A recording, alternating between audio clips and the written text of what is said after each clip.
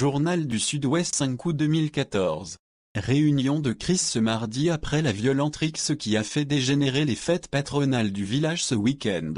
Au final, 3 personnes ont été blessées dont 2 sérieusement. Le village de Panja organisait ses fêtes patronales, ce week-end. 4 jours de réjouissance qui ont tourné court dès vendredi soir, après de terribles échauffourées. On est là dans une configuration bien différente des bagarres à coups de bourre-pif qui émaillent quasi traditionnellement les fêtes de village durant l'été. Car cette fois-ci, des pères de famille sont à l'hôpital.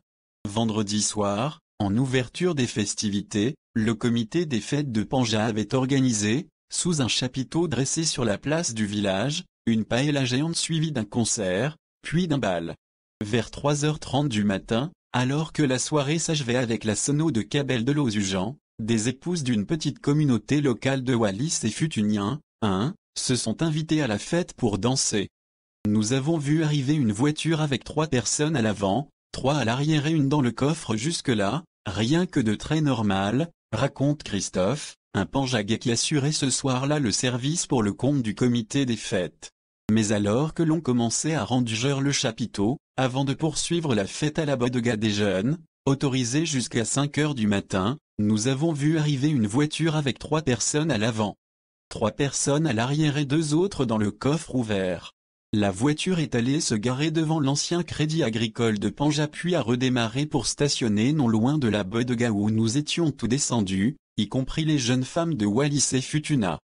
Mais là, poursuit Christophe, elles se sont mises à danser en bousculant les festés et en les traitant de racistes. Bousculé à son tour, l'un d'entre nous, Jean-Philippe, pompier professionnel et père de 2 enfants, leur a dit d'arrêter. Je n'avais jamais vu une violence pareille. C'est là que tout aurait basculé, puisque les Wallis et Futuniens entassés dans la voiture non loin, auraient alors déferlé sur la bodega. Ça a été un abattage, le Far West, décrit Christophe, encore sous le choc.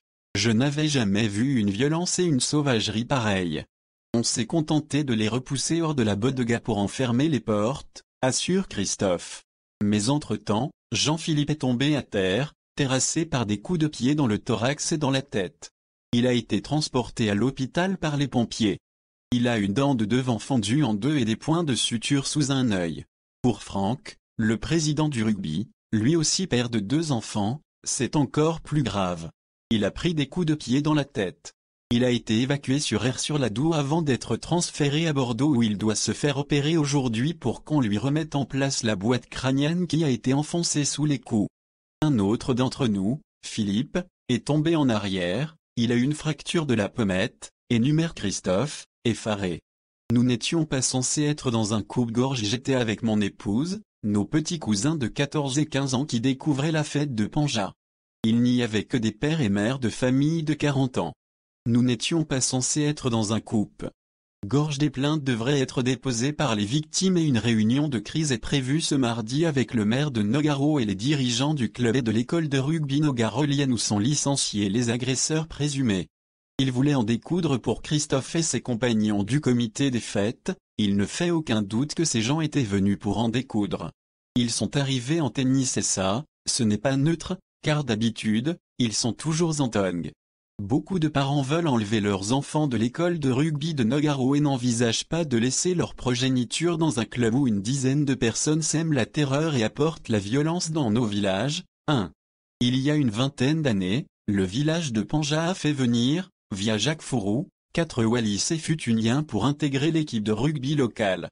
Depuis, d'autres sportifs de ces territoires d'outre-mer les ont rejoints, très bien intégrés, venant notamment grossir les rangs de l'équipe de rugby de Nogaro. Une dizaine est licenciée au club de rugby de Nogaro.